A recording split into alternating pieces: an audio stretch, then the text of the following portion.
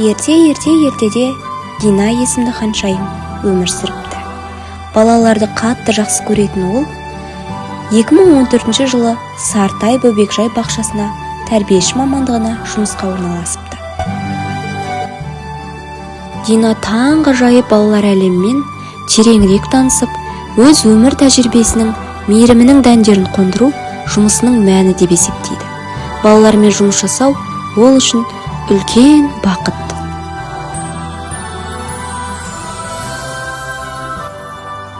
Динаның әрбір өткізген сабағы баланың ақыл-ой парасатын дамытуға, баланың жас ерекшелігіне сай құрылу керек.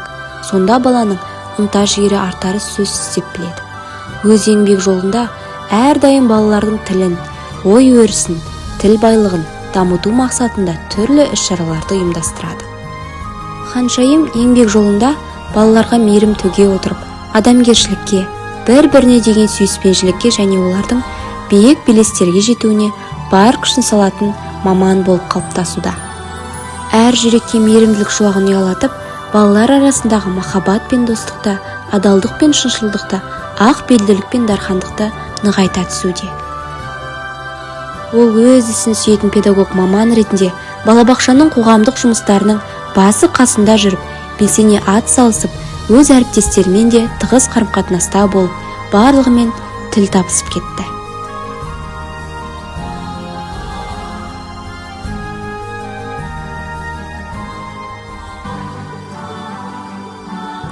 Дина ханшайым балабақша барлық тәрбие мен білімнің ең алғашқы баспалдағы болғандықтан, балабақшадағы педагог мамандар жан-жақты дамыған, жаңашыл, бәсекеге қабілетті, білімді, білікті болу керек деген ұстанымды берік ұстанып, білімін жетілдіріп, үнемі өзін дамытуда.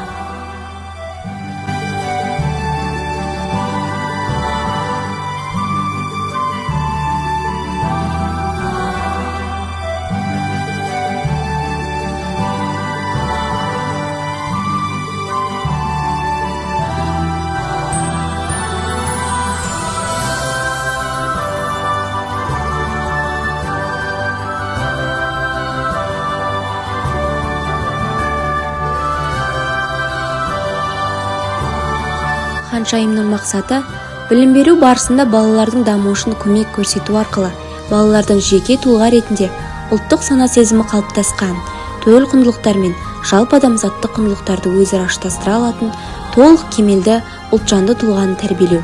Осы парызды мақсат ретінде бағдар тұтып, аянбай еңбек етуде. Мақсатқа жету жолында жүрегінің бар жылуын, бар отын аянбай балаға беруге даяр Дина ханшайымның ұстаздық жолдағы өмірінен хабардар болғыларыңыз келсе, бізбен бірге болыңыздар. Ертегінің жалғасы бар.